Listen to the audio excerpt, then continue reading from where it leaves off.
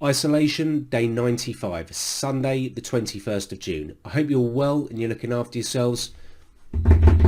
Drum roll, it is 6 weeks since I started the keto to low fat plant-based whole food diet in accordance with the Mastering Diabetes book team. If you've stuck with me over the last 6 weeks, I just want to say thank you so much for doing so. I hope you've got some value from watching my trials and tribulations going through this transition, which I'm still in the throes of dealing with. So tonight I'm going to do what I've done in previous weeks. I'm going to give you an overview of the average fat, carbs, basal, bolus insulin, calories consumed, and the movements from when I was on a keto diet.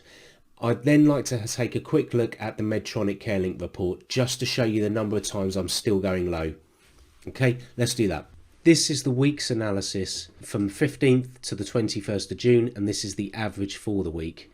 You can see I've highlighted these 2 days because I did a fast on both of those days. So I have had some calories, but that was because, as advised in the Mastering Diabetes book, I finished eating my evening meal on the 16th, and I didn't eat again till my evening meal on the 17th. I finished my evening meal on the 19th, and I didn't eat again till my evening meal on the 20th. So I fasted 2 days out of 7. And this is my carbs consumed, which are pretty level with the previous week. This is total insulin consumed. I'm not going to go into a huge amount of detail on here because I've summarized it on here.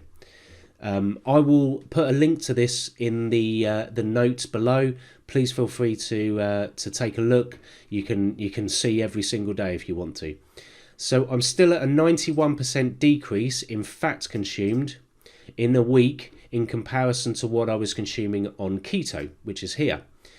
I've got total insulin consumed has now broken the 40% mark.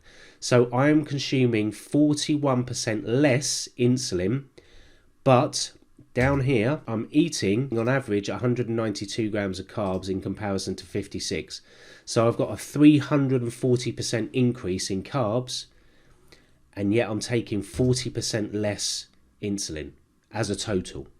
Okay, and separate to that, I wanted to look at just my basal insulin, and this is the average for the week. Bear in mind, it's not the end of the week, it's the average for the week. You can see we've gone from 24.3, 22.7, 20.1, 18.3, 7, so we're all the way down to 14.5.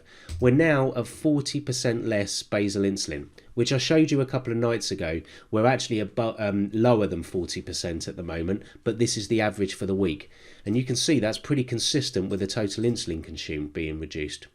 Again, carb to insulin ratio is high, almost 5.5 times what it was before.